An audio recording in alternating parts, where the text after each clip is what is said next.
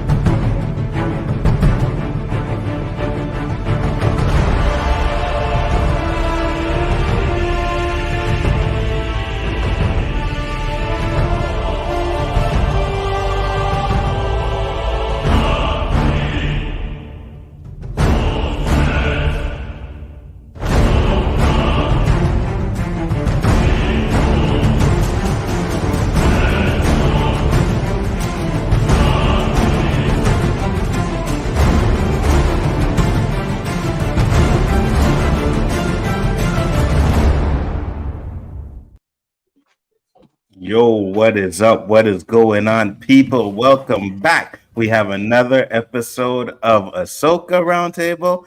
And yeah, this episode we're going to get into because it was badass. Danny, shout out your channel. What up, what up, what up? I'm Danny.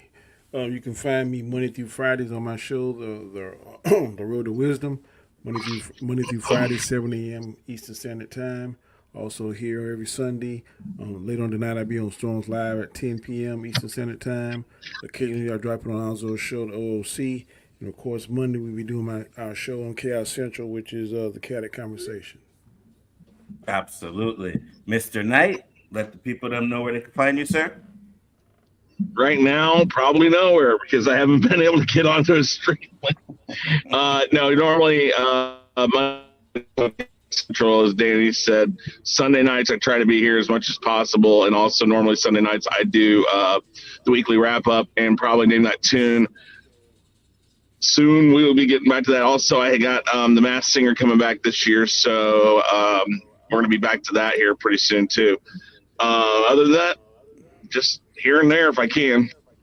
It's playing right now. Yep, it's on right now. Yeah, Masked Singer starts tonight. Yeah. JG. Yeah, it's on now. Yeah. No, they're gonna play. They're gonna play they're gonna do a thing like what happened in the past and what might, and like they're gonna give a sneak peek. It doesn't start till the 25th. Oh, okay. But yeah, JG? Oh, go ahead, Chris. No, that's all. Yeah. All right, JG. Follow me Wednesday nights on the OOC with the great Onzo, the great Roberto, and the amazing, the outstanding, the superstar himself, Denny, a.k.a.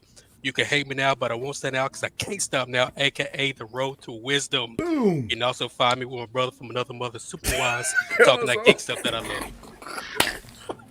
I'm just asking. Don't be hating on the propaganda. Don't hate on the propaganda.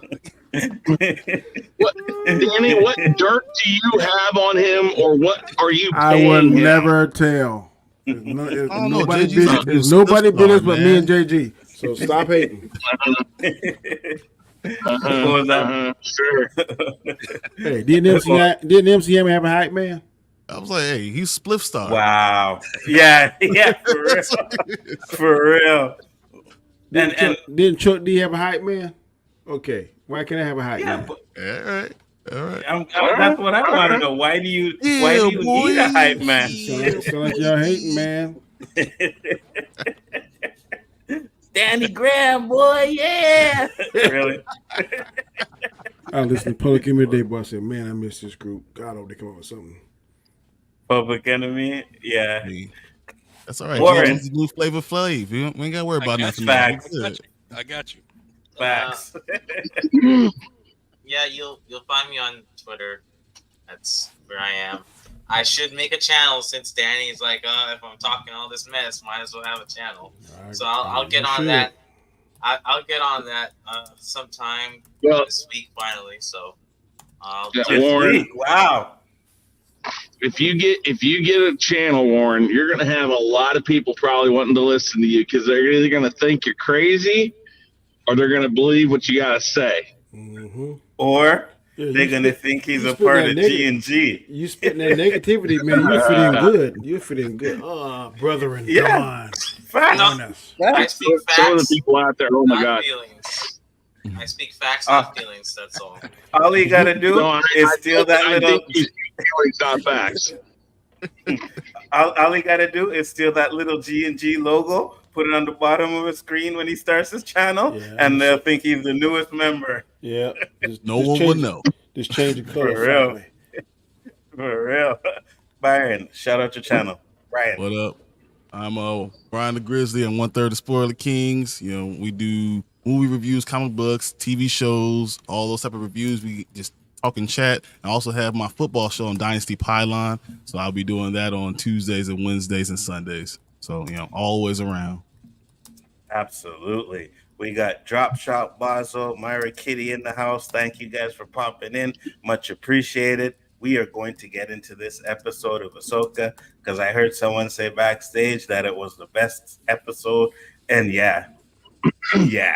Warren, did you watch my video I did on Ahsoka yesterday by chance? No, I did not, Danny. Okay. You might want to check that out. I will. I just wait till it's my turn. That's all I gotta say. Okay. All right. We're waiting. So we'll get into our overall thoughts. Mr. Graham, what are your overall thoughts of this episode? This is by far the best episode of the series. Somebody made a statement yesterday that this is the best. How do they say it? The best thing Star Wars did since. I want to think Revenge of the Sith. I said, I don't know if I'm gonna say that. I gotta go back and look at the whole catalog. But this is definitely the best episode of the series. 100%. One or two little gripes and then little nitpicks. I got you. I have to say, whoever said that, I will agree. This episode is the best thing that any Star, like Mandalorian, Obi-Wan, Andor, it's the best thing they've done so far. Mr. Knight? Because this episode wasn't better than the Luke Skywalker moment. It was a moment, but I think this episode was better than that episode. Yeah, right. The moment was great, but as an overall episode, I think this episode was the best. So this episode was better than the Ahsoka episode in the Mandalorian. Yeah, for sure. Mr. Knight, overall?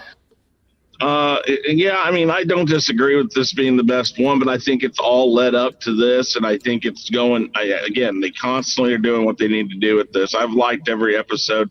This is definitely by far the best one of them. I think I put it up there with several other Disney Star Wars show episodes, but so far, I would definitely say this is, if not the best series, one of the top three, like I said.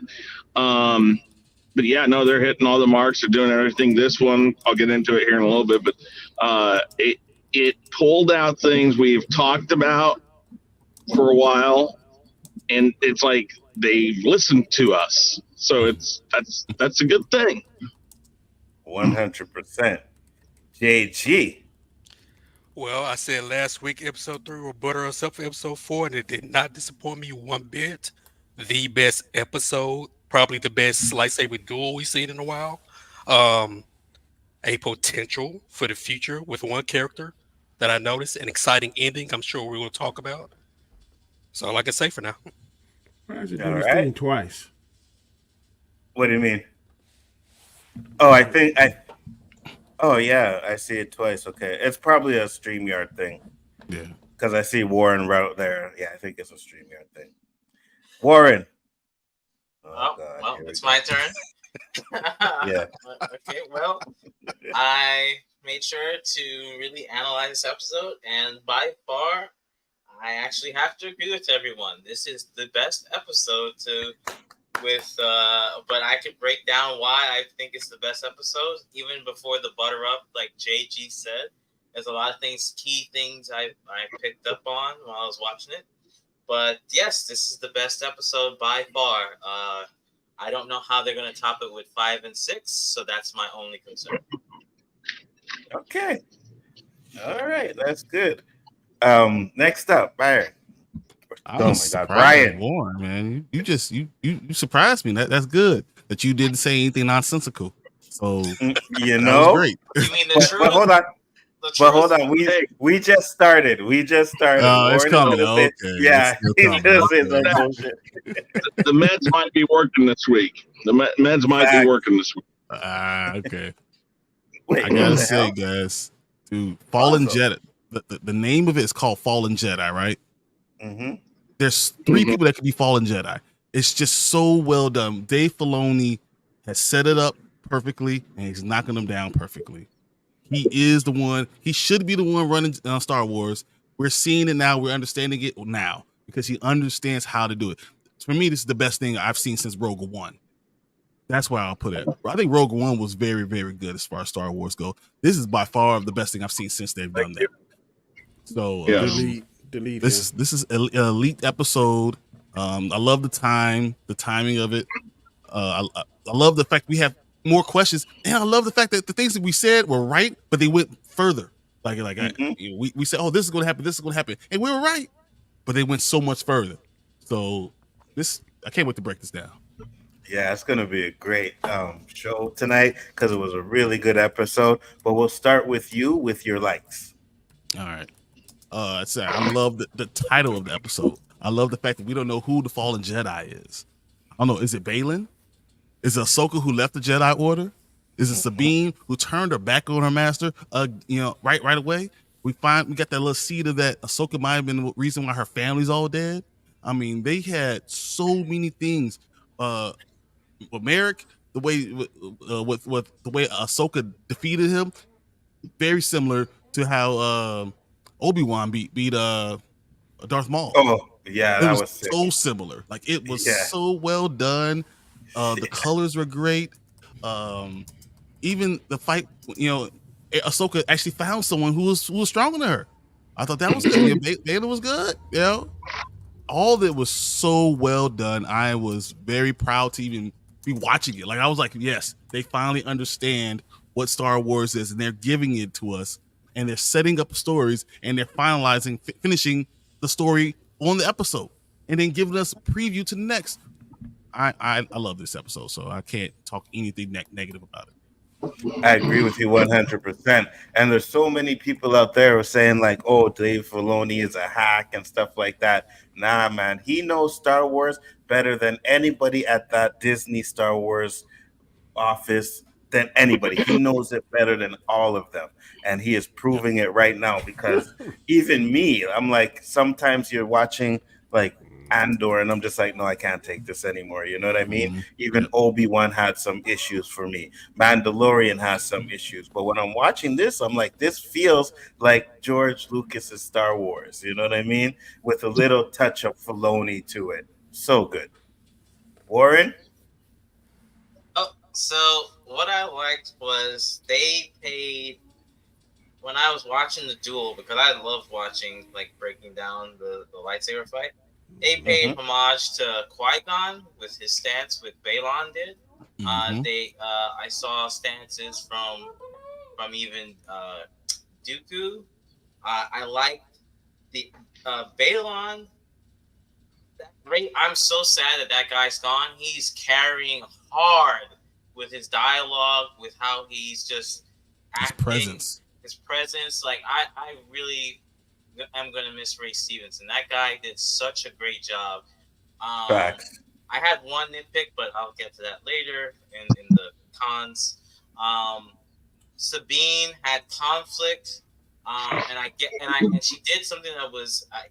I like that she didn't do the obvious thing that we would see. Like, oh yeah, let me destroy it. But then no, she didn't do that. So she didn't feed into the obvious thing as an audience we would get. I also saw a conflict from mistrust from Ahsoka because she's like, oh, Sabine must have been dead, so she doesn't still trust her. She doesn't think that she's good enough to hold her own. But then she got surprised when she saw her. So we're seeing mistrust there as well in a sense. Yeah, those were all of my. I like the dialogue also again with Morgan, with her, yeah. I mean, there's more, but I don't want to take up too much time. But yeah, I enjoyed this episode a lot for the most part. Well, you said you had notes. What are your notes? Are your notes for the negatives or your notes for the positive? No, I mean, like there's a lot. There's more other things. Like I like how, for one, they didn't. Morgan was like, I'm not gonna waste time. I want to get to Thrawn and not like waste time and like have my shit the hyperton. So she's like, okay, let's go, let's get this done. But we have oftentimes the villain. They're like, oh, let's drag around. We gotta stop them. No, sorry, deuces, guys. I'm out. I need to get the big boss. That's something that I paid attention to. Shin, I had enough. She seems a little bit a more eager Anakin because and I like that Balon has honor because he's like, Shin, stop, don't do that. I gave him my word. And she wants to be like more Anakin. No, we need to cut her down. Let's because Anakin was very aggressive too. So that's another thing. But I have more notes, but that that's I don't want to take up people's time. That's it. JG. Man, I just really enjoyed this episode. One of the things I really love. Well, when I first started, I talked about a potential with Jason being force sensitive, saying I have a bad feeling about this. Usually, everyone that's force sensitive says that line. So he could potentially be a Jedi in the future, maybe train under Luke in the Jedi Temple, maybe. Who knows where they're going to go with it. Again, one of the best lightsaber duels we have seen in a long time. I was really proud of it. I had it in my head, and then when we're talking, I just lost everything. One thing, Balin Scroll. Could he possibly be one of Vader's apprentices that we don't know about? Because he's talking to Ahsoka and said he talks about Anakin Skywalker. Mm-hmm. Could there be a link between Ahsoka and Anakin with Balon? No. I think so. I think so. I think he's because George Lucas mentioned that he believed that Vader had apprentices. And I do believe that Balon is probably one of the missing apprentices that we don't know about. Just a theory. Mm-hmm. Okay. Let's see what else. Like I said, I really enjoyed this entire episode. It was really good. The ending, we see when Anakin says hello, Snipe. Only Ahsoka would have known who that was. Turns out we see Anakin Skywalker. Brilliant. It got me very excited. And we know the next episode is going to be in theaters as well, 49 minutes. So I'm hoping for something exciting. That's all I got for now. All right. What about the World Between Worlds? You brought up everything except that. I was seeing that the way that it was looked, the other thing. Yeah, that was the other thing I knew. Fucking awesome. I was just like, so that's my on TV. It's only going to be in theaters. It's going to be on Disney Plus too, I believe. I know Yeah, but they're putting it on in theater too. I'm like, I ain't going to see that in theater. I'm not paying no theater price to see the 49 episode. That's crazy. That's 49 now, as far as I know. If they were to bring out the whole series like they did with Obi-Wan, I might check it out because some of those scenes would probably look really sick in IMAX or in the theater, but episode 3 would be better because of episode 4. You would enjoy episode 3 a lot more because episode 4 is coming. It's a full story now. You understand why they were doing what they were doing. There's one more thing I forgot. One more thing. I'm so happy that Ahsoka actually showed some emotion. She's been so bland through every episode. I liked her. This time she showed anger. That little kid inside of her when she turned around and sees Anakin kind of came out of her. It kind of reminded me of the Rebels, the animated series Ahsoka. I mean, what about the love? When she thought Sabine was gone, he threw the hell out of shit. Like she just forced her across the room. Like what the knocked her out. That was not Jedi. That was I am. furious. I'm going to do whatever I can to hurt you. Facts. And it kind of shows she has that kind of like, Anakin's impulsive like that too, right? And it shows that she has some of that of Anakin's impulsiveness that rubs off on her. Yeah, that was fire. Mr. Knight? Yeah, a lot of that stuff. I think one of the things, and we talked about it for a while now, and a lot of things, is about the world between worlds. And I think that is really interesting that they brought that back in. But again, I don't think that changes anything that they've done. I don't think it rewrites anything. I know a lot of people were like, oh, they could change the whole, all the Disney stuff with it. I'm like, they're not going to do that. But I am surprised how much leeway Favreau is getting. I really am. Or Filoni, I mean. I'm really surprised that they're letting him do this well, because this is like season 5 of Rebels. I mean, almost. It just feels like it picked right up in a way that it feels natural. This episode for sure, getting to see the setup, what they're wanting to do. I agree with the anger that Ahsoka shows and the sway of emotions from one time to the next. And I mean, it's very poetic. It works very well together. And yeah, I mean, when we heard like in the world between worlds, you heard snips, and it's like, oh wow, okay. I mean, that just the fact that they let that part into this was really nice, because it's like, that's all he called her. That's all that was Anakin's pet name for her was Snips. Mm-hmm. And even when she walked away from the order, he said, I remember right, he said something like, basically he says it sadly, even, because he never calls her Ahsoka really that often. So that was really awesome. I gotta believe that the whole Sabine thing, with her not destroying it, is going to play in as not so much of her being defiant of her master as much as it was a plan that Ahsoka, remember in the last episode, said you've got to trust your feelings. You got to use your feelings to feel what's around you. I think this is going to be, because we've seen a couple things happen in this episode when she throws the quick force push and it works, and little things like that. I think she's picking up on that feeling. So I think when she didn't destroy it, she had something else going on. Wait. She did a force push that worked? I don't remember that. No, it's like a slap to the face of the blonde chick. You don't remember that? No, she said, "Oh, you don't have power." That's what she said. You don't have power because it wasn't. No. Yeah, she tried to, but it didn't. It pushed her face back. I got to see that again. No, she jumped back. I thought it was like, she was like, no. And then nothing touched her. She was like, "Oh, you don't have any power." Yeah, I'm about to whip your leg. No, I think she said that because it wasn't weak. It was really weak, and then she's like, "Okay, you're not anything to me."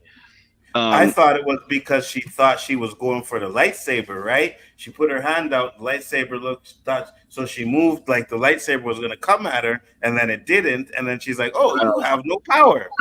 I saw that as something different. I don't know, maybe not. Okay. But I even remember they used the sound for a force push in that.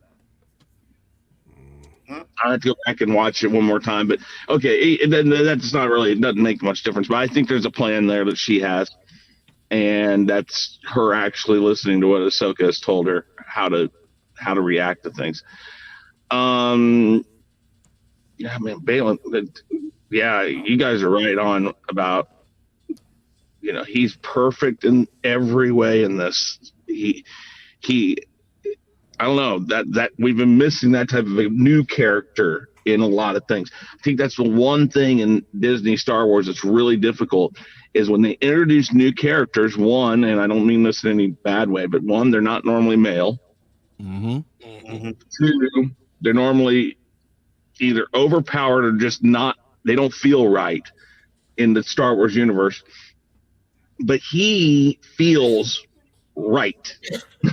it feels appropriate. Not just appropriate. He's 6'3", 240 pounds. And you feel that menacing presence everywhere he walks. Yeah. He looks like he's going to be you should be afraid of him at all times. I agree with you, Chris, 100%. So I'm interested. I have some theories I'll talk about after. I'm sorry, I got a lot of things I want to say since I wasn't here last week, but we'll get past that. But I do have like one or two, I won't even call them dislikes as much as questionable ways of doing things, but that's for the next time. But there's some ideas I have. All right. Yeah, I just watched it, and she pushed her hands up. I think Sabine, or whatever her name is, turns her head in anticipation that she was going to do a force push, but nothing happened. Then she looked up and says, "You don't have any force," or something like that. So well, like I said, I have to go back and listen to it because I heard the force push when I watched it. But what Chris is still saying still could hold, still matter, because I feel like a lot of the things what Sabine with her decision. I don't know if Sabine had a plan, but I think Ahsoka might know that she would make that decision, and that would be part of the my knowledge. I knew she was going to do this. I told her about it, but I knew that, so I knew my plan would have to be A, B, C, because I know if it comes down to that, she's not going to destroy it.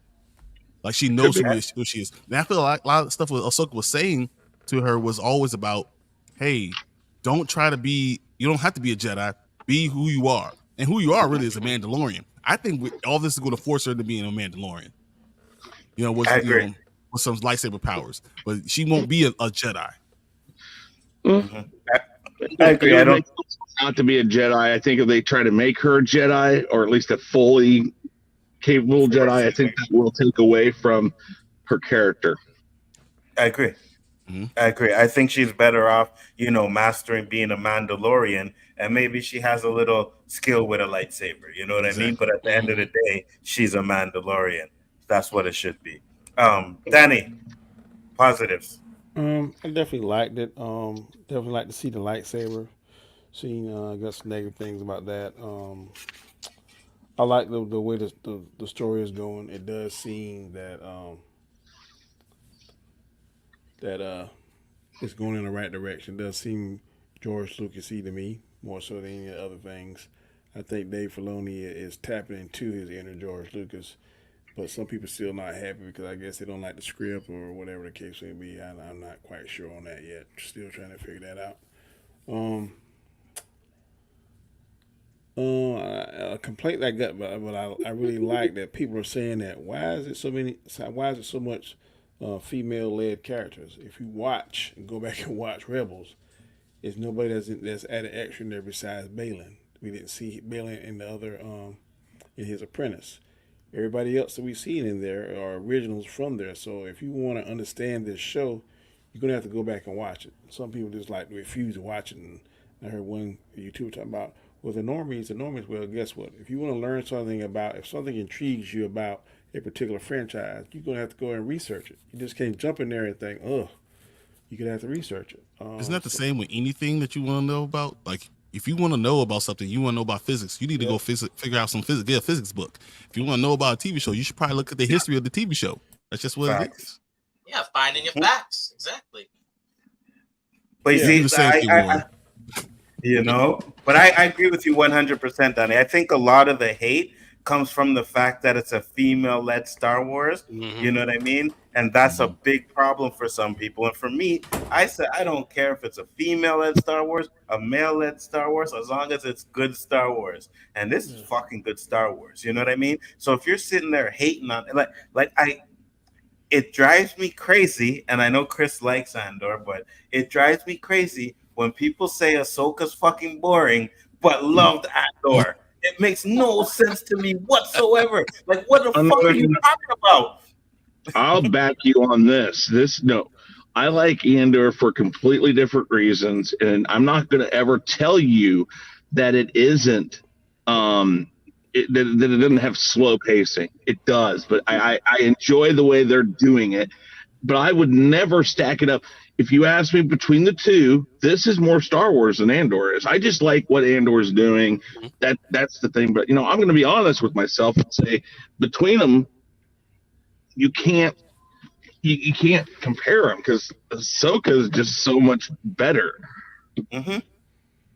I agree with you. Like, if you like slow burns and stuff like that, and you feel like Andor did something different, fine, right? But to say that Ahsoka, like, and even if you like both of them, and you say, okay, Ahsoka is good, but to say that Ahsoka is boring and Andor is so much better, I don't understand it. I don't get that logic. Were you finished, Danny? Go ahead. Everybody likes Galen, and I do too. But to me, I don't know if it's going into the negative, but I'm going to use it because y'all, a lot of y'all on here, a lot of y'all people on here are gamers. I'm not, but Street Fighter, Yeah. the Russian, what's his name, Zangief or something like that. Yeah. Zangief? Yeah. Yeah. That's what Galen reminds me of, when he should be more like Bison. Bison had the size and the intimidation. To me, he's kind of lethargic and slow. Like, now, if you know how to use Zangief, then you can kick people's butt. But personally, I want the people that's flashy, got the power, look like it. And to me, he is powerful. He has that menacing look, but he fights more like Zangief, kind of lethargic and use power strikes. And I'm used to seeing the fast, elegant style. And I wouldn't call him. I'm sorry. Go ahead. I'm sorry. I'm just saying that's what I'm used to seeing. The Revenge of the Sith has spoiled me. I don't want to see this slow fighting no more. It's good. I'm not saying it's good. It's the best thing we've seen since then. Yeah. But I am just totally spoiled, rotten, seeing Anakin and Obi-Wan fight at that speed. I think that those two characters and actors put more time into the choreography of fighting than they did. This was good, but I was like, okay, you need to speed this up some. I can explain this after everyone's. Cool. I know you're gonna say that they were at the height of their powers and all that. No. That wasn't a but I'll wait till we're all done before All I was going to say is Balin. I think he's basically just calculating. I think that makes him even more menacing because I don't think he needs to do that. He's not worried about that. He's watching as people like Ahsoka has some of the ability of that fast moving pace, like you're talking about, Danny. But I think Balin's looking at it as I don't need to waste my energy trying to do all this stuff. All I need to do is block, force push, do this. It's very calculating. It's like he has this blueprint of how he fights people, and he's already sized her up when she walks up there, and he's ready for her. And I think that more than that. I'm not doubting what you're saying, but another comparison I'm going to use is: would you rather watch Mike Tyson Muhammad Ali fight or Floyd Mayweather? Well, that's you're talking about quick, fast things. I mean, that's no. I'm just saying it's what he's fighting. They fight like little people. Balin's fighting like a big dude would fight. A big dude is going to be with big, huge movements, like how Darth Vader looks like now once he becomes Darth Vader. That, like, but Michael John White's a big man. He fights just like big people. Like Mike John White's not the big. There's a reason why. How tall is he in real life? I don't think he's 6 foot, is he? 6'1". 6'1". I didn't know he's that tall. And he about what, 230, 240? You know, he's like solid muscle though. He's like 205 solid muscle. Yeah. He's not that big, but he's quick. You know? Yeah, he's quick. Mm-hmm. But big guys sometimes, like Lennox Lewis was a big dude who was a big dude. He's going to be more exact. I'm going to be very powerful. I'm going to be more menacing by my. You feel my bigness, but you feel it more when I'm using it. Like you even saw when he was fighting Ahsoka, his power was the difference. Like he was just so much more powerful than she was. She could do all that stuff she wants to do, and he's just going to put his foot down, and it's all over. You know, like that. You feel that sometimes. I think that works in the acting too. I love so much power, but like I said, I'll wait to explain more because. What you going to say? No, go ahead. Well, the thing is, you got to remember that Ahsoka fought Vader in the before, because this is clearly it's now canon. She fought him before. I mean, she used one saber because 2 wasn't doing it for her. So she's now encountered another big sturdy guy. Now, also, if you pay attention to Balin's, he has I did some research. A great saber. That sword requires 2 hands. It's a heavy ass sword, and he's hitting with big blows, which shows to me that he's been like using a different, like he's combining the form of Qui-Gon and another form of I believe it's Dooku.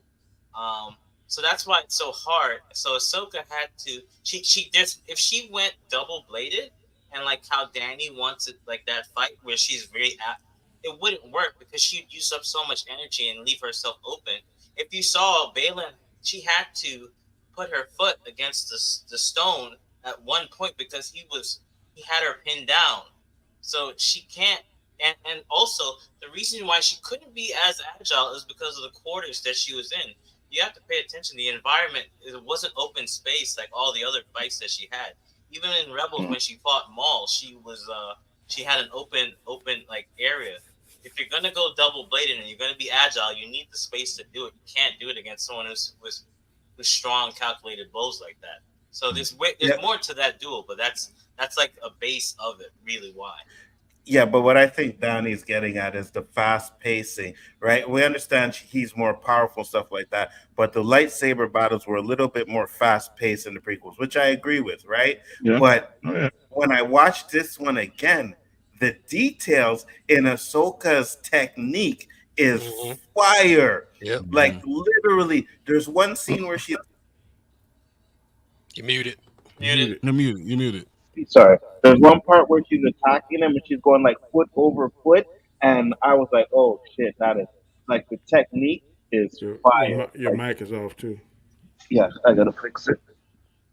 But yeah, I was just saying her technique was pretty fire. You know what I mean? So that's what I liked about it. But I do agree with Danny that the fighting more is samurai, like a samurai technique. I've never seen her fight that style before. Because she never fought. The thing is, she doesn't know this opponent, so she side like I think someone mentioned she side. If you notice, the first 30 seconds was about stances and how I'm gonna start, and then he did like one or two hits. Okay, now I know what I'm going to do now. So that's why she typically fights with two sabers. She didn't do that against Marrok either though, because she even when Marrok was doing, he got his double thing out. She just kept with her one. Yeah, she's only she was like, because she fought him before and she knew that she didn't need to do that. But like she normally uses double blade. She is agile. She can go fast. I don't doubt that Rosario Dawson didn't put effort into doing high paced scenes. I just think that this was a round one and Baylan just gets the best of her here. Now I will agree that I for a moment I was like, this feels like Empire dueling. That's why I was like, okay.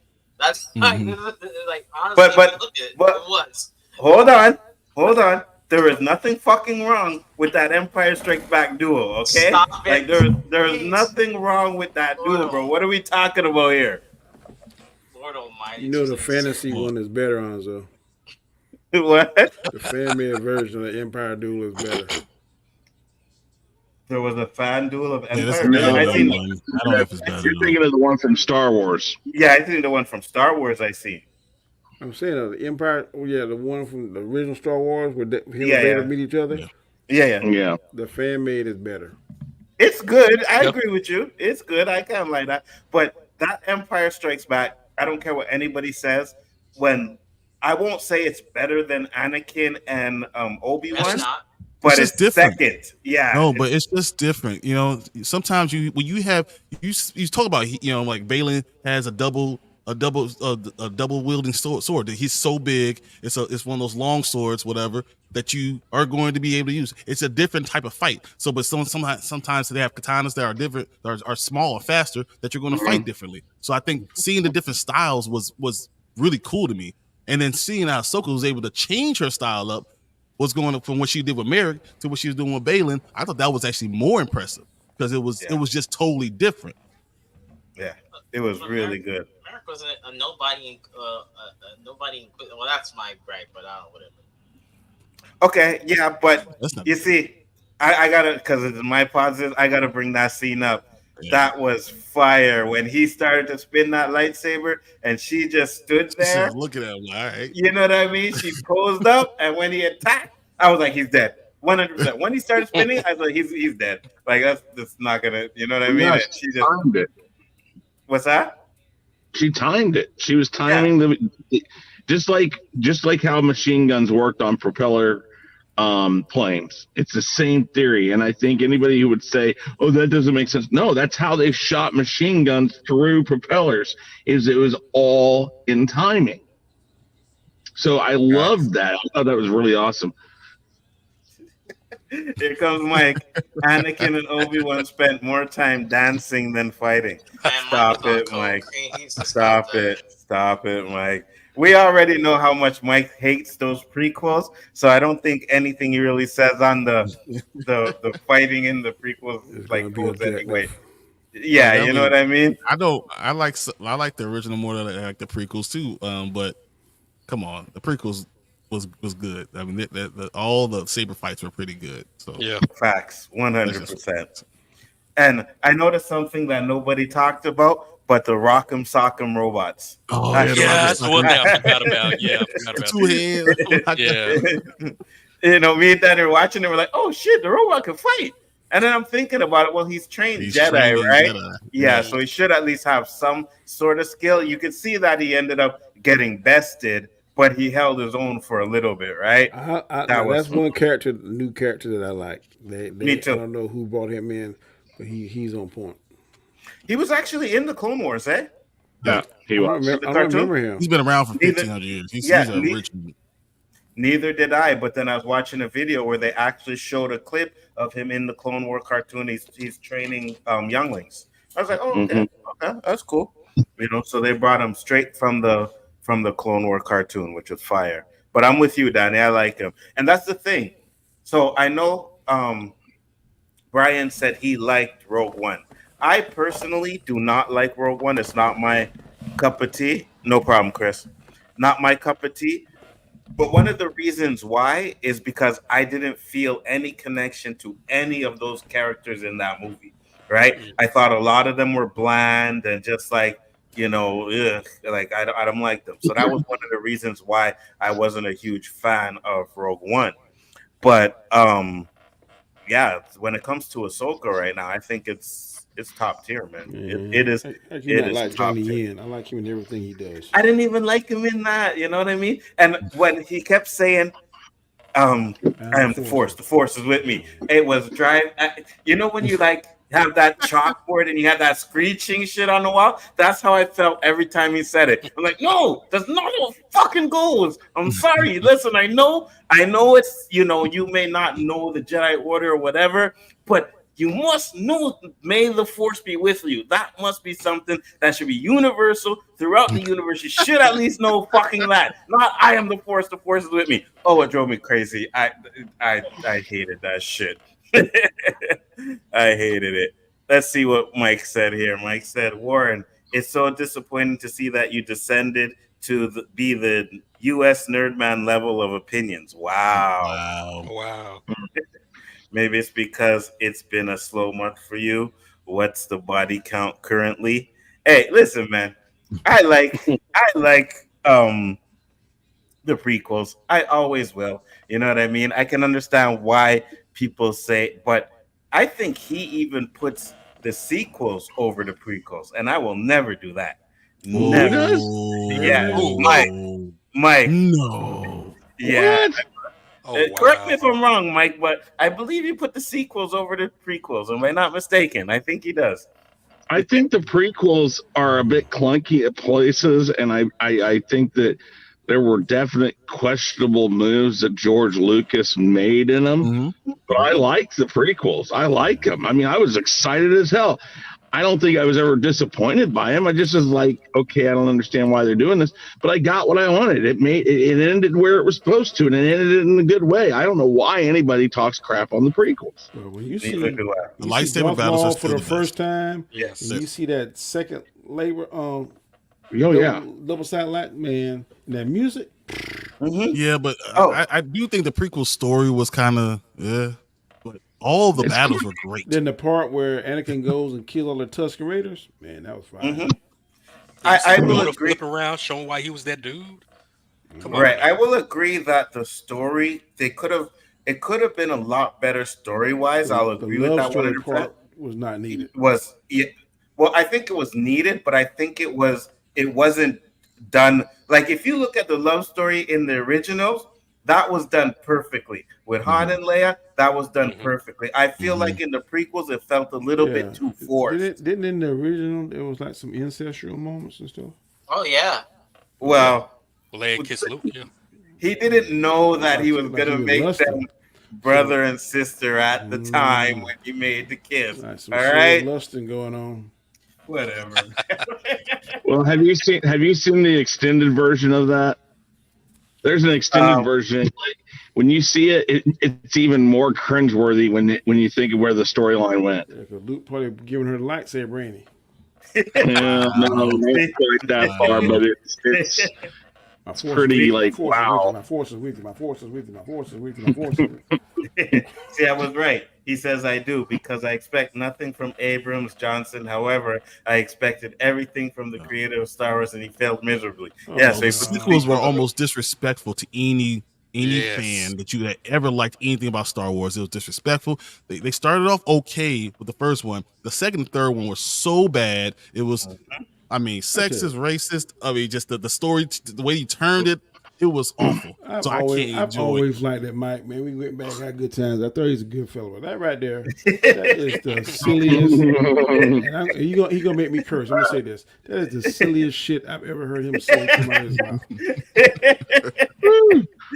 And you know, Donnie's trying to turn over a new leaf. So if you made him curse, Mike, you know what I mean? That is some silly shit right there, boy. All right, Donnie, let's get into your negatives because you said you had a few negatives. I just don't like I said, that my big thing was the speed of it. I'm just used to seeing it. I understand everything y'all saying. It makes sense. Yeah, analyze it, break it down. But I'm spoiled to death with seeing the speed of it. I like the fast pace of it. That was one thing that grabbed me. Another thing, not understanding exactly what that Inquisitor was it some kind of night witch ghost or a phantom or something? So I questioned with Anzo. It was definitely a night the witch. Inquisitor should be loyal to Darth Vader and the Grand Inquisitor. So why is he even there? So I hope they explain that in the next few episodes. I think he is being controlled by the Night Sisters, and she is one of the Night Sisters, or a descendant of the Night Sisters. I got that part. But I'm saying, when I first saw him, I said, why is the Inquisitor even there? Unless JG Theory has something that maybe he's a descendant, maybe he's a pupil of Darth Vader. Maybe Darth Vader assigned him to be with Galen. That could be possible. I mean, because I'm like, why is he being loyal to Galen? And why is he being loyal to the Night Sister versus being loyal to the Grand Inquisitor and Vader? And I think it was somebody, I'm not sure who said it, but if they destroyed that map, then we wouldn't get to see Thrawn or Ezra. So I knew she wasn't going to destroy that. And then plus, Ahsoka asked her earlier in the episode, "Can I trust you? Are you going to do the right thing?" And she couldn't do it. That was the she was arguing: do I be loyal to my master, or do I be loyal to Ezra, who I'm in love with? Well, that's the vibe that I got from it. And I didn't like that. I knew it's necessary. I guess you can call it a plot device, I guess, because had she destroyed it, it would have never had happened. We've never seen whatever. At least I don't think, because how else would they get between worlds without that map? That's kind of like the key. I think that there was more going on in that scene than just her defying her master's command. In fact, the way that Ahsoka even said it, I think, was a way of getting her not to do it. What do you mean? To get her not to destroy it? Ahsoka flat out says, "Destroy it." And then Balin knocks her off and says, "You should listen to your master." And it's like, in those two things, here's two people telling her to destroy it. And perhaps, and again, this is just a feeling. I have no basis to back this up or nowhere to go to prove it. I just get a feeling from it that there was more in the sequence of events going on there and more in the words being said than what we're realizing. And I think that's, so I can't remember which one of us said it, that I wonder what they're going to do in the next 2 episodes, I think that's your answers, that we're going to unpeel this onion and find out that there was more there in this moment than we realized before. It could be. I guess I could see what you're saying. I got a question though, right? So Balin ended up destroying it. They left and went to the other galaxy. Now, do we think that Ahsoka and Syndulla are going to follow? Or do we think we're going to see what happens there and then they're going to come back with Ezra and Thrawn? I mean, Because so, I'm trying to... How they gonna get back? Because didn't that thing open it? Well, I think that I wouldn't have a problem getting back to the universe, right? But the question I have is, how is Ahsoka going to get there if that's what they're planning to do? She did a Raiders of the Lost Ark. If you guys didn't notice, she burned it on her hand. You see, now that's what someone said, right? She literally burned it on her hand. Like, yes, that's what somebody said, right? But if you think about it, they had to put it in that little wood, that little brick and thing. You had to blow and it then up. It had a beam, right? And then they had a beam that showed them where to go. So and then they had to calculate that. They had to calculate it even that before then. So exactly. But it's the same way, like, you know how somebody, you ever seen those movies like they'll take the key from somebody and then they'll put it in an imprint. But you have to like then blow it up. So I mean, it's possible, but she's in the world between worlds. She's with the brother right now. So like, which it has to be the brother and not Anakin. But we'll get to that later. What? You know, because she's a living embodiment of the sister. You remember the episode with the sister and the brother and the father? Yeah, she's Moira. Yeah. See, I don't remember that.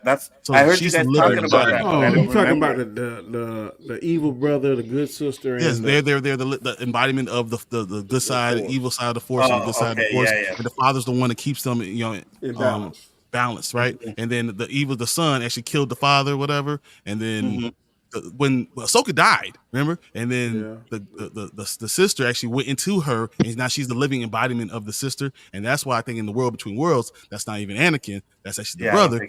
That's the brother's there. Yeah, I don't think it's Anakin either. Yeah. I think in her mind she's projecting someone she feels comfort. Well, the brother knows Anakin because Anakin was supposed to become the father. He was supposed to be the one who governs the balance of the force. But then they saw what happened in the future, and it's like, oh, I'm glad he's got to be the one because the father died. But they saw that Anakin became Darth Vader and all that other stuff. But they do know who Anakin is already in that world. So I think a lot of these answers that we're going to have is going to be in the world between worlds. They'll tell her how to get to where she needs to go, and then she has to make the decision from there because it's all part of their grand plan. All right. Basil, you're correct. I completely forgot. It could be the whales that take on there too. Yeah. And Danny, this was for you before Chris goes. I would expect someone who keeps losing 2 verses to have an opinion like that. Wow. I have that opinion, but that's some silly shit. You can say whatever you want. All right, Mr. Knight, your negatives. Chris, you there? Chris is not there. All right, Cowboys putting their just hold on a second. Yeah, okay. I'll go with you, Byron. All right. Brian.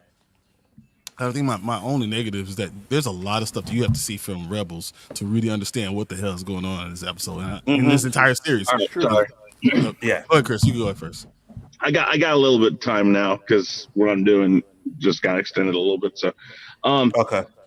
So dislikes, not so much dislikes. I think I have an answer for what happened, but so they had the map out there and he knocks her over the edge. How does that lead to the world between worlds?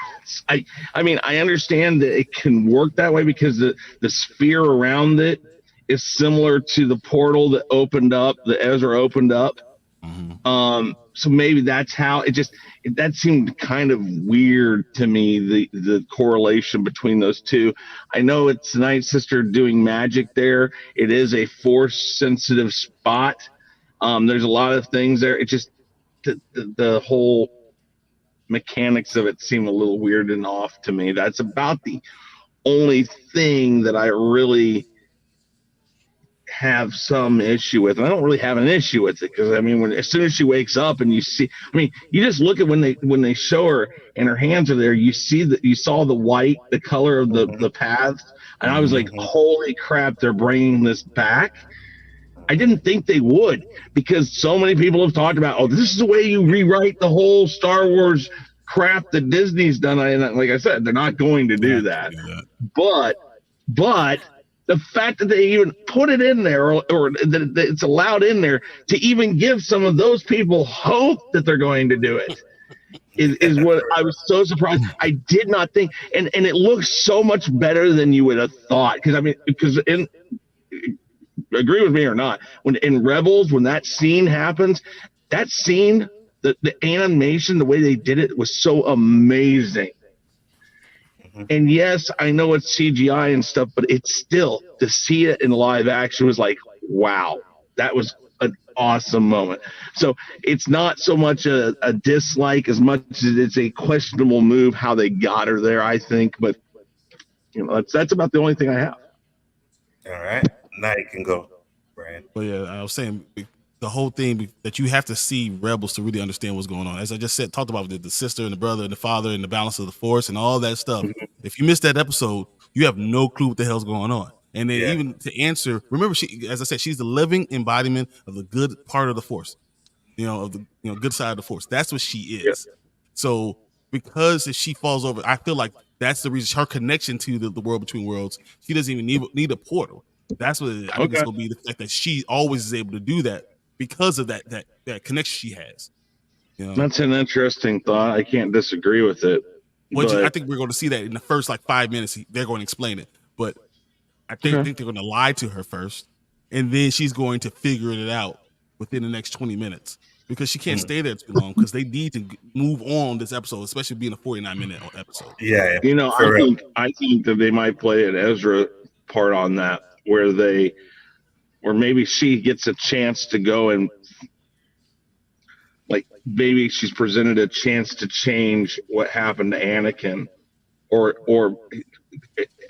go in and actually interrupt a pivotal moment, like Ezra got to change what happened to her. She's going to be given this opportunity to do that, or go back and help Sabine and the rest of it. I think it's the reverse. I think what happened is we saw Sabine make the right decision, and we're gonna have to see her make the right decision, because if she can't, she has to live. If she goes and she changes a whole thing about Vader, then she's gonna have.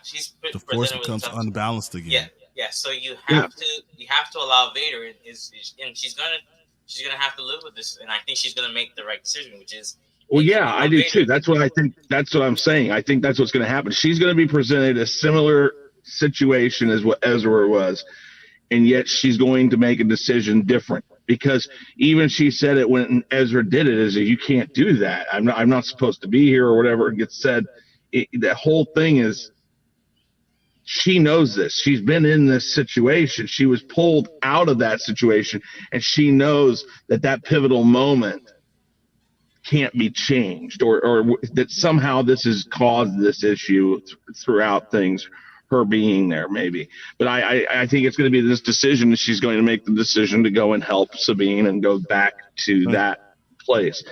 But I do think that's where we're going to get either Vader or another vision of Anakin, and the fact that they put Anakin right there at the end, I think bolsters that possibility.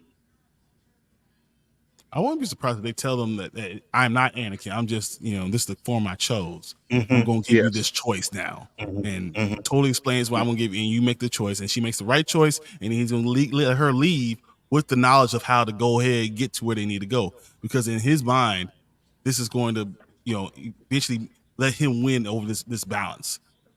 Yes. Yeah. The balance of the Force. I think that's what's going to be. And it's going to happen quickly. I think the story's going to move quicker than we think it's going to. No, I agree with you 100%, because we have 2 episodes left, right? Yeah. So Don't we have more than that? 3. It's 8 episodes. This is the 5th. It's 8 episodes. Okay, so we have 3 left. 3 we left. Have 5, okay. 6, 7, 8. Yeah. Okay, so that's good. So we still got some time. So I'm with you though. I think you have to move the story on. So I don't think they're going to dwell on that world between world stuff really long too. I agree with you 100%. Or they I'm glad might, you did. and well, they might and cut between what's going on there and what's going on with Sabine. So they might do that, right? Where the episode shows what's going on in the world between worlds, but we also get to see what's going on with Sabine and the rest of them. So they might do it that way too. I think JG, that they're going to revisit the world between worlds. I think they're introducing it now. To then by the end of the episode, she knows she has a connection there, and then they can always jump in. That she now understands how to go jump back in, and she can control it because she is connected to it already. mm-hmm. So that I can see them revisiting that. See, I'll say it when I get to my negatives, but go ahead, JG. Oh yeah, my only negative was how the hell Ashoka got into the world between worlds, but after what Brian said, now it makes more sense. So I have 0 negatives. All right, Perfect Warren. episode. Oh, so I got a ton of negatives. Here we go. Not surprised. The deal between the Marrok thing was just like a very missed opportunity. I think the character could have been used properly. More of nitpicks than anything. I understand why Inquisitors were never good. They only beat Jedi that weren't that good. They couldn't beat like people on Master or people on the level of Ahsoka. So I understand that, but I think Marrok was a wasted character. Shin is I don't know, but Shin, every time I look at her, I'm like, is that Billie Eilish on coke? Like I can't. I'm not like convinced by that character for some reason. Really? Like, yeah, I like her. I'm not. I like it. It's like she's Balin's puppy dog. Like yeah, I don't respect her. I don't. That's another That's thing. what princesses are, basically. Yeah, they're your pit bull, your attack dog. Yeah. Hey, She go do that. She doesn't seem like a attack dog because I dare her to fight Ahsoka. She was not going to do that. She always she'll get killed immediately. Yeah, exactly. So that's she's an another apprentice. Thing. But even apprentices get eager, right? And like I want to prove my master, but she didn't. She's like, okay, I'll fight Sabine, and then round 2, Sabine all of a sudden can hold her own. That's a little nitpick by me. I mean, like you couldn't hold your own before. Now you get. She did. She was getting her ass whooped the entire time. Yeah, that's what I'm saying. She threw some the Mandalorian little things at her, but that was it. She compared to the first episode, and now it's like such a drastic. I'm like, okay, I guess we gotta. I guess we're gonna get the final duel between Sabine and Shin. Clearly, that's the build up, right? Mm-hmm. And then we got Hera and her son again. Like, why? Like, why you bring your kid along on this journey? Like, I don't. Yeah, I understand that too. I don't get it. You knew that he was going to come along. I get it, but you knew Hera was going to defy. We talked about last week how, why did she listen to her? I was like, she's going to go. And of course, same thing. Why did the Bad Batch take on a little kid with them? Yeah, exactly. Omega. I mean, yeah, but all right, fair enough. I mean, she wasn't gonna leave her son there. I'll concede that.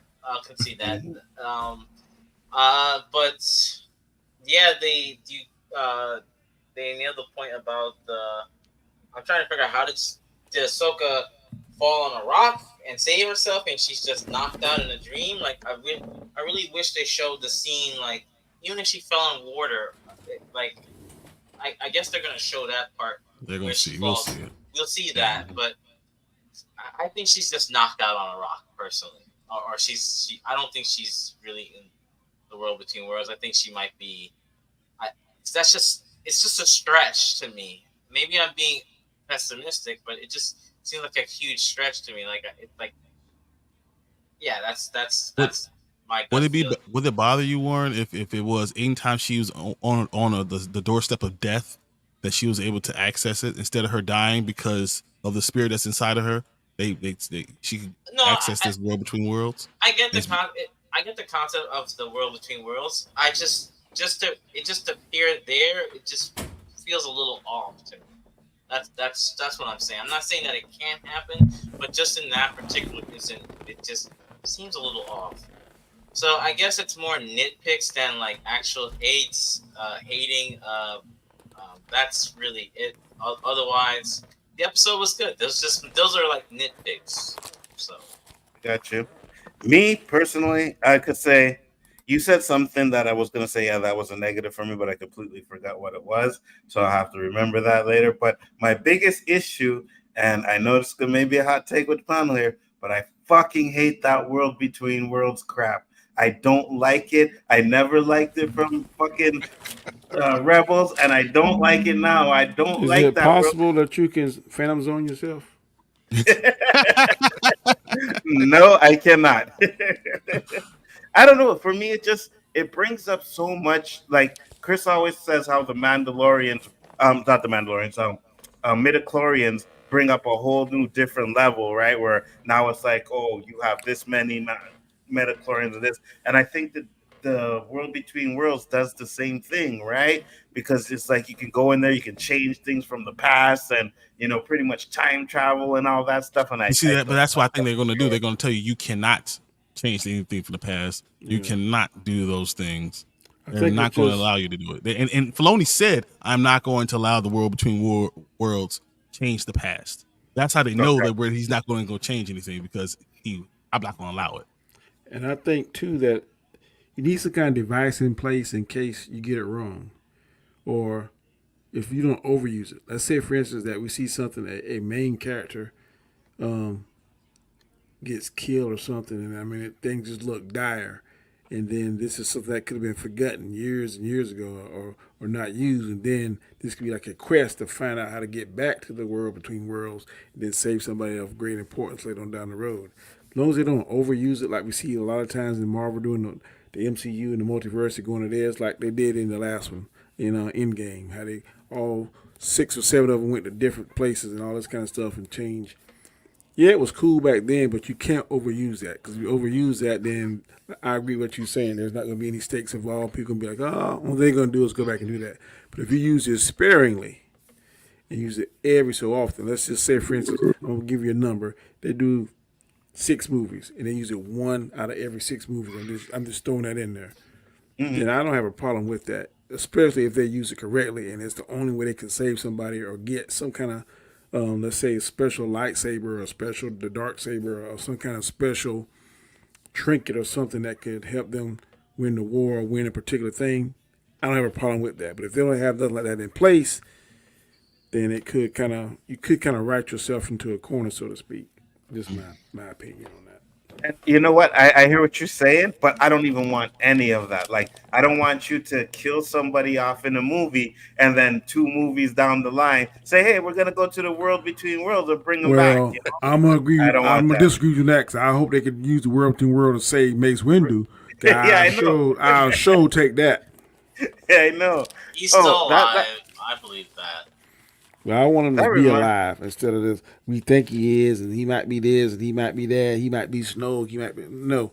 Tell me one way to defend Lee. Either he's alive or dead. I don't want to be wondering and guessing. Yeah, but that's.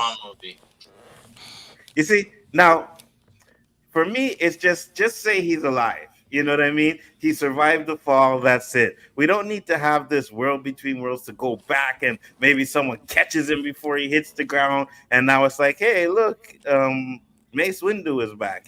Just say he survived. That's all. That's all. I think the world between worlds is going to do something different than that, though. I mean, what do you think? Between worlds essentially save Ahsoka. Yeah, I know. Yeah, but they didn't change anything. Like the spirit went inside of her, like, so it wasn't like they went back and changed her dying. She didn't not die. I'm saying Anakin, as Darth Vader was about to kill her, to Ezra yank her into the world between worlds. We don't know that. Man, there ain't no way she could beat Darth Vader. Stop that, Brian. Come on, stop. From what I know, you never know. Stop that. She was losing the duel, bro. Well, she was going to lose the duel, but she got reluctant. She got smart and ran. I think it's going to be more about seeing possible futures, and it's going to be more like how like a teaching method. You mean? Yeah, like you can see how things could happen, and you're giving you insight to what you need to do in your real reality if this happened, you can see this. I'm going to give you those type of things. I don't think you're going to be able to change the past. It's not going to be time travel. It's not going to be any of those things. It's just going to be able to see alternate timelines of what could happen, but not that it does happen. It changes your timeline. I think some of that's true, but I also think it's just a way. Okay, same thing Danny said earlier. Plot devices. It's, people complain up and down about the hyperspace through the Star Destroyer in Last Jedi, and like I said, it's a plot device. It makes what they want to happen, and it can be so outrageous it doesn't really matter. I think the world between worlds is a plot device. So when they need to do something quickly, or they need to move from one area of the galaxy to the other side of the galaxy, or one moment in time to not necessarily another moment in time, but think of it like transporting. This puts the person that is in that area in a place where they can easily move from one point to another that point they're at to another point really quickly because of all of the portals we saw. That's and genius. I think that's the primary thing it is. Yeah. I think it's just a happenstance that Ezra used it the way that he did. I think that if they do introduce something like where she sees Anakin, or she has a moment to change what happened to Anakin, or to stop him before he fully goes over, like maybe when he's at the temple to kill the younglings, while it may show her that, she's going to sense, I can see it, but I can't really change this because of what it would mean. So they may show a moment in time, but I don't think they're going to use it in a way that you can actually change anything. It's because of the knowledge that people who get there would already have of, if I don't let this happen, then this doesn't happen, then this doesn't happen, then this doesn't happen. And there's this chain of events that changes everything. And I think so. There's multiple purposes for it, and I think it's really genius because it like you said, it's this easy way to move without wasting the time of doing it. It expands the universe, the Star Wars universe. I think it's going to be a device to expand, to allow you to go from galaxy to galaxy. So it's not just a galaxy far, far away. It's a galaxy far, far, far away, or another galaxy that's far, far, far, far. You can go from one to the other to the other. So it's like, it's even like what's that in What If? The Watcher was able to see different, and you can jump through different things. I think it's almost like that realm when you can go from one to the other without having to worry about how I'm going to travel through space. Yeah. You know what? If that's the case, yes, I'll be cool with that. But if they start using it to try and change things that they already did, then that's when I'm gonna have a real issue with it, right? Because then it'll be like, okay, so this was changed. Well, why don't you go back and change this? And you know what I mean? It's like, why is this changed, but you didn't change that? Why you fix this, but you didn't fix that? So if they use it for that, that'll be an issue. But if you're saying what Chris said, where it's just to get from a galaxy to galaxy faster like that, yeah, I could be down with that. I think you're going to get an explanation here because, like I said, the people that want Disney Star Wars to erase what they have done, they're using the world between worlds. The best thing that they can do is explain to why you can't change what happened or what is going to happen. And two, you're probably going to find out, kind of like what Brian said, you're going to find out that Ezra pulling her from there actually would not have changed anything in the timeline. So it was accepted, or it couldn't happen. Something like that is going to be brought up, that this didn't fundamentally change anything. It was you weren't going to die, but what was going to happen to you changed only because he pulled you from that situation into here, and then you were brought, then you went someplace else. And that's the travel aspect of it. Nothing changed fundamentally in time. So it was allowed. And I think they have to make that very specific and say, you can see moments in time, you can see things in time, or maybe you can see ahead of time, behind time, you can go to other galaxies. But if it's anything to do with time, you can't change what will happen. I got you. We're going to get into our grades and then predictions, if anything. And I just got a text, all right? This text is from my son. Ahsoka sucks ass. Wow. What? Wow. Hey, how old's your son now, Enzo? 25. Where did I go wrong? I was like, yeah, man. I was gonna say, man, I don't know. I would call him up right now on the stream and say, "Yo, you're grounded." I'll say, I'll go get a belt. You know? Danny, your grade and predictions. This gets an A. I think that it's going to get even better. I'm not sure what we're going to see. I would hope definitely this episode we get Thrawn. They go to wherever they're going to. They get him. We actually see him, and then maybe he gets back, starts his takeover of the galaxy, whatever his plans are, and hopefully get some Ezra in here too. I have no idea where it's going to go to. We had a lot of good theories here and a lot of good things I hadn't even thought about. But I'm ready to see it. Absolutely. Mr. Knight? Yeah. Oh, Danny, you got to go, right? If you want to shout out your channel? Yeah. Catch me tomorrow morning. I'm working on it right now. The word today will be insecure. So check it out, 7 a.m. Eastern Standard Time on my show, The Road to Wisdom. Catch you tomorrow night at 9 p.m. along with Anzo and Chris Knight on Chaos Conversation. I'm not sure what I'm going to do tomorrow. I'll work on it tomorrow sometime. But definitely appreciate it coming together with y'all fellas. Good theories, good conversation, and I'll check y'all out next week, bro. Peace out, Danny. Peace. Good night. You're up, Chris. A, definitely an A. This is going right where it needs to go, I feel. I mean, I love what they're doing with this series. I've given a lot of my predictions and stuff, but I do still think that what we see in this episode, this is basically the middle episode. Mm-hmm. And if you study film theory, if you've studied how good movies or correct movies are done, this is the apex. This is the moment where everything is at the top, and now we're going to go. And normally when you hit that downward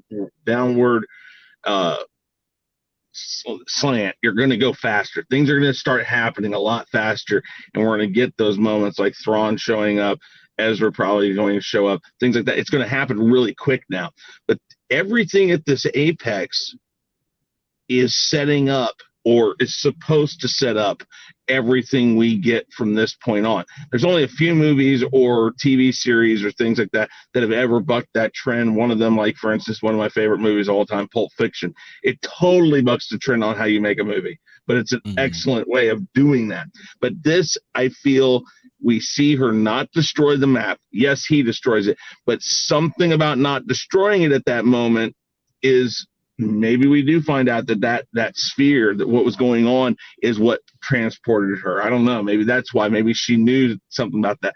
But I think that right there, I think her not destroying it is purposeful. I think Ahsoka falling and letting what happened to her, or what happened to her, I think that was purposeful. The things that were said in this, everything going on, I think is very purposeful. So I just think that we're going to get a lot of answers in this next one, and then things are just going to start just progressing really quick. I mean, I'm excited for it. I mean, I can't tell you everything I think is going to happen because I don't know. Some of it's just like, I don't know, but they're doing a good job so far, so I don't want to impede their progress. So we'll see. And you want to keep your expectations to a minimum too, right? Because you don't want to be thinking, "Oh my God, all this stuff is going to happen," and it doesn't happen, and you're man. How many times are we on these streams and we give predictions, and it's like, "Wow, that sounds really good. That's a good idea. That's a good idea." And then the end of the series comes and says, "Why didn't they even try any of it?" You don't want a secret invasion. That's what it is. Yeah, exactly.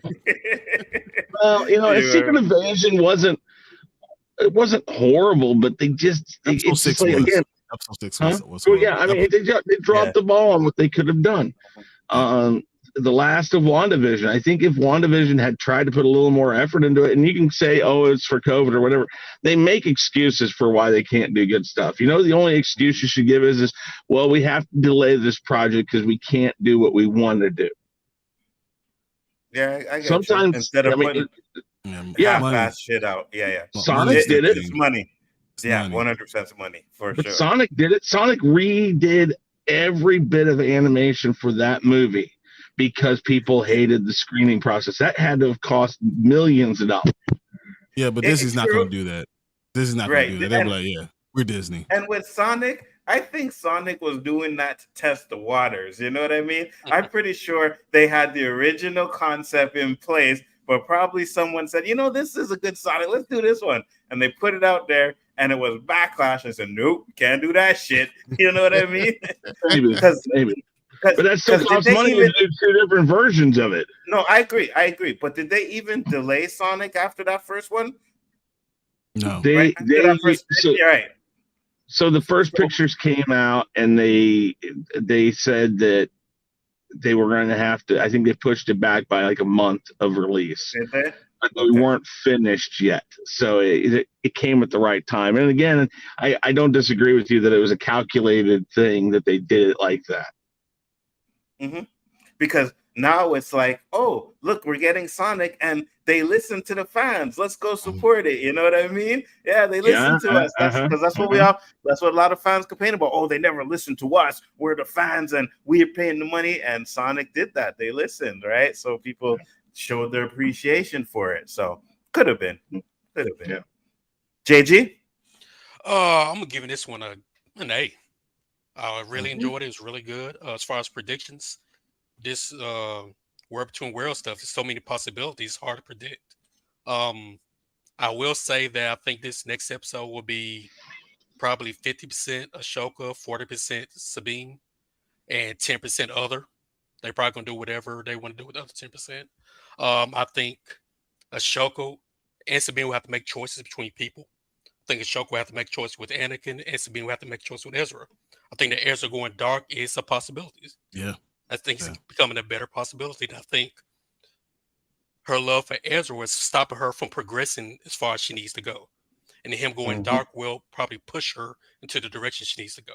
If that were me directly, but it's not. So that would be very interesting. Poe sent a $2 super chat. Thank you very much. And Mike said the same thing I did. I bet you they had Sonic looking properly, but did up one where he looks busted to cause controversy and the appearance that they're listening to fans. Yeah, that's exactly what I said, Mike. You know what I mean? Like, you can't put nothing past these studios when it comes to that. You know what I mean? And to be honest with you, the picture that they could have put out, it could have just been like they tried something, put these pictures out there, because it wasn't really a trailer with that character in it, right? It was just a few pictures. So they could have did that to catch what people were trying to say, what they were thinking, and then when they found out that there was going to be so much backlash to it, they're like, no, let's give them the Sonic they want. So I believe that.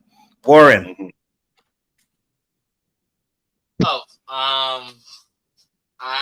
My predictions, I think the World Between Worlds is not what it is. I'm gonna be the outlier here. I think that there's gonna be someone called that someone died, which was Marrok. I think now it's the turn for the good guys to lose someone, and I don't know who's gonna be. I'm thinking Hera, but that would be a bold call. Yeah. That'd be a very bold call, but I think someone on the good guys is either gonna get hurt or something. Two people get blown up. Yeah. Oh yeah. I thought they were gonna kill the Asian X-wing pilot that they've had, and it's like all like. I thought he was gonna eat it too. I thought he was gonna get it too. They're holding on to him. Like, I mean, that I love the guy because I mean he's in everything now, and he's like Porkins. He deserves his own. Deserves his own series. No, Warren, can you explain to me the World Between Worlds series you have here? Because you say you don't think it's going to be. I mean, isn't that going to be more harmful not to run with it than it is to totally rewrite what they're going to think about it? It just, I think you can give an illusion, like Brian said about the brother. which is why I don't think that's the world. Like, I don't think that's the world between worlds. I think it's just something like in her mind. Like, we have to see what happens after the fall. Like, because I mean, she just fell over a cliff, and we see people survive stuff. So that's why I'm not thinking it's the world between. I don't think she died, because it wasn't like Baylan said, "Oh, I don't feel her presence" or anything like that. He didn't say any of that stuff. He didn't do that. And also, I think he is going to turn at some point, because he keeps saying, "I wish you were on my side. This didn't have to happen." He's been kind of hinting this, like, "Oh, there's only a few Jedi." This man is gonna probably sacrifice himself at some point because he still has a part of the he has conflict. Even Morgan has mentioned that. So I think Baylan is on the fence too as well about the world between worlds. I don't think it's a hit or miss, because you can. So you think it's going to be like a dream sequence of hers? Yes, it could be a dream sequence, and you show it visually, which is what is appealing to fans, and you still don't really hurt if you don't do it. You're not hurting. You just gave the fans something. You know what I mean? I can see that, but I do think that that's doing an injustice to even showing it. If you're not going to use it for what it is, then don't show it. That's how I feel. I mean, I'm not saying you're wrong, and I'm not going to even say it was a crazy idea. Like some of your ideas, I don't disagree with that. I just don't think that would be even using the idea of it. I don't think it's giving it enough justice if you just use it as a dream sequence. That's my opinion, though. But I mean, I get what you're saying, and it could very well be that. Yeah, I agree with you. I don't think it's a dream sequence. I think she's actually there. Are you finished, Warren? Brian? You didn't give a grade. You didn't give a grade, Warren. Yeah. We want to hear it. It's A minus. Well, I knew he was going to do minus. I knew he was going to do minus. He just can't do A. He's like, I can't do it. Can't do it. He's the fucking teacher that everybody got an A minus because nobody was good enough for them. There's room for improvement every time. Room for improvement. You know? Exactly. You know it. Teachers always are like, I'm going to kill you. I'm going to do it. Joking. Just so YouTube knows, joking. Yeah. Brian? I gotta say, I'm definitely giving it an A. This is one of the best things I've seen in Star Wars in a long time. Mm-hmm. As far as my predictions, I kind of talked about a lot of it, but I think Thrawn's gonna be so evil. He's gonna turn off Baylan, and Baylan's gonna be like, "You're not doing the things that I want you to do. I thought you're a means to an ends, and you are so evil. You're awful." And then, but Shin is going to want to follow Admiral Thrawn, and she kills Baylan because he doesn't see it. Because that's ballsy. I think she's more Sith than she is Jedi. So I think that's going to be a big thing that we're going to start seeing. And if she no longer follows Jedi, she becomes a Sith, a full Sith Lord, because she kills her. Interesting. It's ballsy. Interesting. And your grade was? An A, right? Super A. Yeah, okay. Yeah, this is. Go ahead, Chris. I mean, I can see some of that stuff happening, but I do think Baylan's going to have to die. But my question is that if they didn't kill him in this because they didn't know he was going to die this past year, do they do something that they can bring the character back, but kind of like with a mask or something that at least kind of change? I mean, to me, the only thing it makes sense now is that he has to be dead. But I don't know if they foresaw that problem, and I don't know. They may not be doing a second series of this. Again, this only one or two of these shows have gotten second seasons, Andor and Mandalorian. So I mean, I'm not really sure if there's room for it. I'm sure there is, but I can't remember which one of us said it a couple weeks ago about possibly this runs into a live action like Rebels Reborn or something. Wow, I like that name, Rebels Reborn. Yep, exactly. No, but that maybe that's where they're going with it. But I am interested to see what they're going to do with Balin, and then yes, I think Thrawn will be there. I hope you're right though that Thrawn shows up soon, because it's just the Disney thing to use him for like 10 minutes of the last episode, and then the ship he's on is going to blow up and he's dead. That literally, he's got it. He's got because Filoni has an entire movie coming out after this, and Thrawn is supposed to be the big bad guy. So that's what exactly. That's what I've heard, but I don't know. You never know. You never know with Disney. You're right. But I love the whole idea that Ezra is evil now. I think that would be such an awesome reveal, and you see Sabine's heartbreak right in front of it, and I'll laugh because I think Sabine's stupid, so I just laugh at it. Okay, so going back to everything you get. Go back to the theory of a good guy's got to die. What if Ezra does come back evil and just stabs Sabine right through? Just because she's already been done, it's been done once. What if he does, and he makes some reference to you have to do it right or something like that? I mean, that'd be cool. He says you didn't follow my wishes. It would be interesting. Like I said, I'm with you guys. I like the idea of him being bad and maybe being Thrawn's right hand man. You know what I mean? That would be pretty good, because you see Ahsoka and Sabine go through all of this to rescue him, just to have him have turned to the dark side. That would be so fucking good to see, right? And there's a lot of people that thought Rebels that he was going to turn. So right, and if you think about it, like, if it's the heir of Empire, whatever, you're gonna need a Sith Lord. You know what I mean? You're gonna need someone there with a bad Force user. So why not make it Ezra? That would be cool. I'm giving this. What if the brother went inside of Ezra? So the sister went inside of Ahsoka, the brother went inside of Ezra. That would be sick. See, there's a lot of. That's why I like this series, because there's a lot of things that can happen. Where we're speculating, and they can go down a path that just takes Star Wars to another level and a better level. So I really hope they don't drop the ball. I am praying to God that they do not drop the ball like Secret Invasion did. Huh? They will. They will drop the ball somehow. I don't know. See, Mr. Negative? As long as Favreau has his way. Listen, look at the seasons that Favreau had most of the power on the Mandalorian. They were well done. Remember that this. I don't know if you guys remember when the whole Disney Plus and Star Wars thing was being talked about. Remember, Mandalorian, Boba Fett, and Ahsoka is all supposed to lead up to this big this movie. So that's what I'm saying. Like, I'm a little. I mean, I guess you're listening to fans, but like, I would be shocked because of I'm only going off a track record. I'm not going off of like pure negativity here. Like the sequels were horrible. Like, come on, like a fifth grader could have wrote that. That's how bad they were.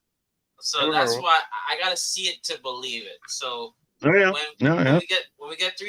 finish this, I'll be like, okay, I have faith. But track record, that's what I'm going off of. I got you. I'm giving this episode an A+. I enjoyed it. I think it's one of the best so far. I can't wait to see what they do in episode 5. And like you guys said, it's coming out in the theater, so it's probably. I don't think they would put.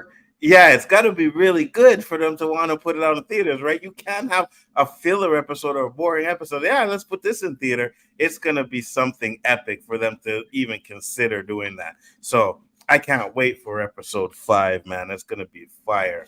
But with that being said, guys, it was a great show. Thank you guys for popping up. I'm going to let everybody go around the panel so they could talk about their channels real quick. Start off at the bottom. Brian, let them know where they can find you, sir. Hey, I'm 1/3 of Spoiler Kings. We come on Mondays and Thursdays at 9 Central. We do movie reviews on TV shows, comic books, all type of things. Anything that's going kind of happening in the whole nerdy world, we'll talk about. And then I also have my Dynasty Pylon show when I do football talks. I do that Tuesday, Wednesday, and Sunday. So whatever you guys want, I got it. The Giants are getting their asses mollywopped. Oh my god! I thought the Steelers game was bad. What's the score? 26-0. Wow. Warren, where can they find you, sir? Warren is muted. JG, where can they find you, sir? Wednesday nights on the OOC with the great Onzo, the great Roberto, and the amazing, the outstanding, the superstar himself, Denny, aka you can hate me now, but I won't stop now because I can't stop now, aka the road to wisdom. You can also find me with my brother from another mother, Superwise, talking that geek stuff that I love. Absolutely. Mr. Knight. Yeah, you can find me on The Real Review 3000 over on Honstar YT and also on Chaos Central tomorrow night. On Mondays is when we do our shows. Tomorrow night would be KI Conversations, so check that out. And I do stuff with everything from The Masked Singer to just crazy takes on stuff that pisses me off sometimes. It's been a while since I've done one of those, but trust me, there's plenty of stuff coming up that as soon as I finish my computer and I'm actually on it again, I will. I know one of those things you hate was Kansas City losing on Thursday night, eh? Ooh. I know that should piss you off, They didn't missed it, Chris? Tyreek Hill, bro. They missed no, because big time. I mean, all this talk about Detroit, like, oh, Detroit's good. It took them 4 quarters to barely win, and that's with. But they won. It doesn't matter if you win by inch or mile. Win is That's with winning. 2 of the best players out for the Kansas City Chiefs, and like for instance, Tony is the worst wide receiver I've ever seen. Kadarius Toney was not even in practices for training camp. He has only practiced for 1 week recently. But who won? And they threw him in anyways. With that 1 week, you know what he's done? He was the MVP of that game for Detroit. Yeah, literally was the MVP. No, but the point is it didn't surprise me a bit that was going on because the guy hasn't had enough time to work on that. And the fact that they threw him in is just a sign of, I don't know, some bit of insanity, but it didn't surprise me. And they still only won by a point. But they won. No, yeah, sure they won, but you know what? I'm going to put it this way: they didn't put Kelsey in, and there's a lot of things that were being said that they could have. They just didn't. And if Detroit goes 1-16 this year, is this anything to hang your hat on because they barely won a game? And I'm not going to say this is really happening, but let's say the Chiefs go 16-1. Is it really that bad that they lost by 1 point? I think that there's way too much being put into it. They ain't going. No, you're right, and you are right. It's just one game, but it's one game that they lost, the first game. They're 1-0. You're 0-1. Deal with it. And did we not see what Tyreek Hill did today? Did we not see that performance? It's the first game. Again, I go back to the first game. The guy's great on first games, but trust me, he wears down easily. And I think and then easily he still had like 1,500 yards. Very key for your offense. No, I'm talking about. I'm talking about he's not as durable as, you know. We'll see. I'm not saying. I don't believe the hype train that is Miami. I just don't. And they constantly prove me right. So hey, I'll agree with you that it's week 1. It's not time to panic at all. You know what I mean? But at the same time, you want to start off strong. You know what I mean? But absolutely, for sure. But with that being said, you know what? Yeah, go ahead. Before I go, I was going to say, Muhammad Ali knew how to do a rope-a-dope, and if that's Kansas City's rope-a-dope.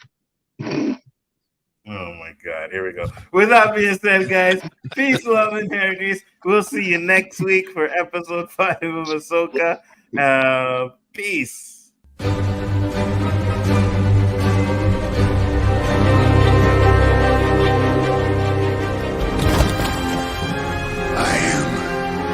Inevitable.